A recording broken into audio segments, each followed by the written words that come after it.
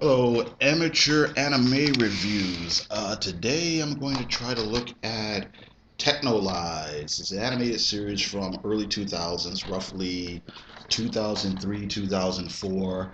It ran basically, 22 issues, or I'm sorry, 22 episodes, and it was made by many of the same people, or some of the same people who were involved in another series I like to call it Serial Experiments Lane.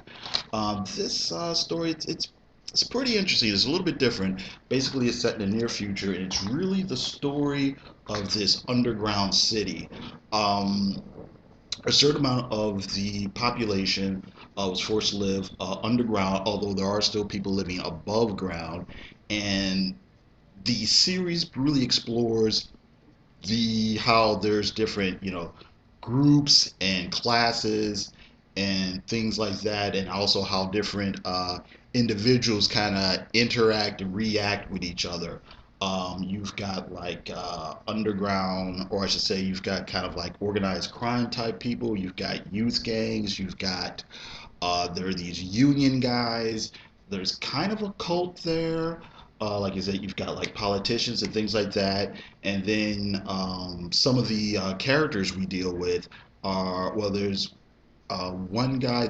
I'm probably going to mess up some of these names, but I think it's Itchies or Ichies, something like that. He's kind of this guy who was kind of this sort of underground fighter, or boxer, something like that.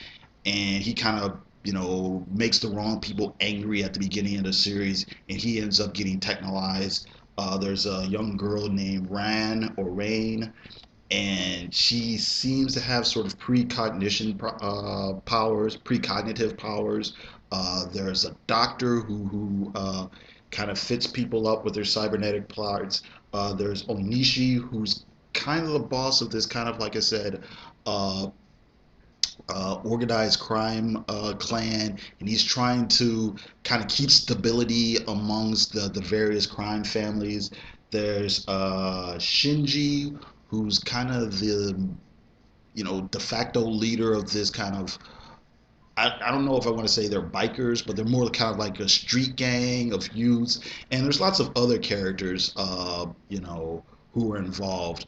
They A lot of the characters, it's not a story where it's like, okay, all the good guys are over here and all the bad guys over there. A lot of it is these people all live in shades of gray.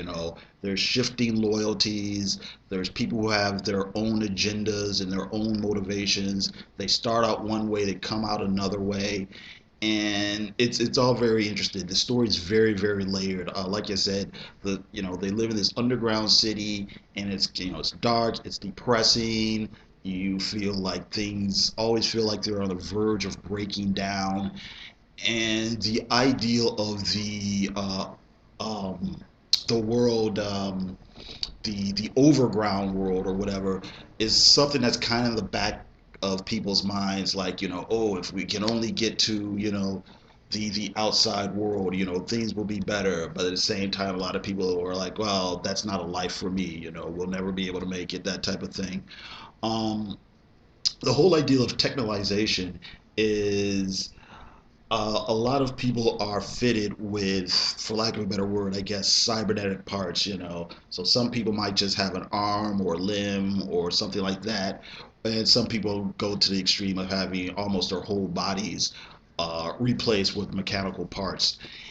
And in some ways it's good, in some ways it's bad. And there's always this kind of tension about how much of your humanity you may or may not be losing. Are you really living in a better world? Is this really a good thing? Or are you losing something in the process? Like I said, it's a very interesting, very layered type of story.